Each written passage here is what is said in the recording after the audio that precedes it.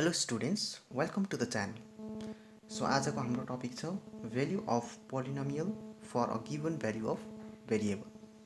कुनै पनि polynomial को value निकाल्दै छ हामीलाई variable को value दिएको हुन्छ. जस्तै हामी क्वेशन्स बाट बुझ्ने छ यसलाई. यहाँ भन्दै छ हामीलाई find the value of polynomial 3x cube minus 4x square plus 7x minus 5 when x equals to 1. So हामीलाई variable को value दिएको छ र हामीले निकाल्नु पर्दैछ यो polynomial को value. So यसलाई हामी कसरी गर्छौं? So हामी polynomials लाई p of x लेख्छ. p of x equals to 3x cube minus 4x square plus 7x minus 5 यो हाम्रो polynomial हो. So हामीलाई दिएको छ x equals to 1. p of in place of x अब हामी लाउँछ 1.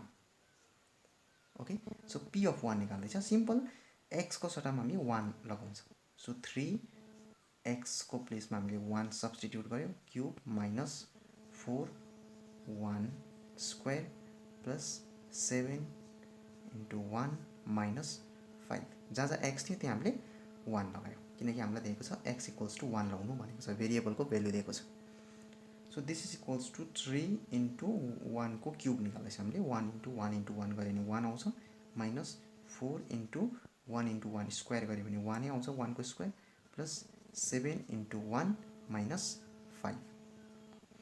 So 3 times 1 हामीसँग 3 आउँछ minus 4 times 1 is 4 plus 7 times 1 is also 7 minus 5 and 3 minus 4 is minus 1 plus 7 minus 5 is 2. So 2 minus 1 is 1. So p of 1, the value of this polynomial when x equals to 1 चाहिँ कति रहेछ? 1 आउँदो रहेछ. Okay, so next question रहेछ हामीसँग. If p of x equals to x square minus 4x plus 3, find p of 2 निकाल्नु भन्दैछ. So in place of x हामीले 2 लाई सब्स्टिट्युट गर्नुपर्छ. यहाँनिर भेरिएबल को जुन भ्यालु गिभन छ हामीलाई 2 रहेछ. So यसलाई पनि हामी सल्भ गरिहाल्छ. हामीसँग p of x को भ्यालु दिएको छ, that is x square minus 4x plus 3. So निकाल्नु भन्दैछ p of 2. So in place of x हामी 2 लाई सब्स्टिट्युट गरिन्छ. 2 square minus 4 into 2 plus 3. So this is the square of 2 is 4 minus 4 times 2 is 8 plus 3. So 4 minus 8 is minus 4 and plus 3. So minus 4 plus 3 is minus 1. So the value of this polynomial at x equals to 2 is minus 1.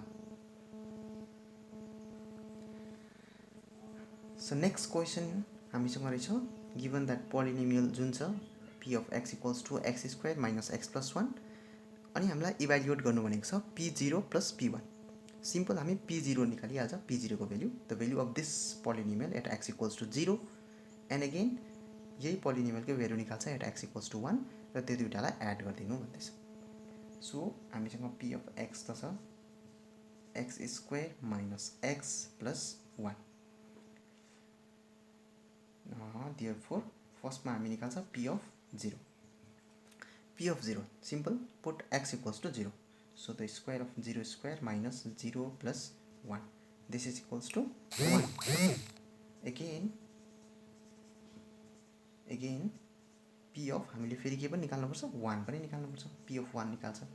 So p of 1 is put in place of x1 1 square minus 1 plus 1. So this is equals to the square of 1 is 1 minus 1 plus 1. So minus 1 plus 1 0 equals to 1. So p of 1 is also 1. Okay, therefore we need to find the sum p of 0 plus p of 1. So p of 0 is equals to 1. Again p of 1 is also 1. So 1 plus 1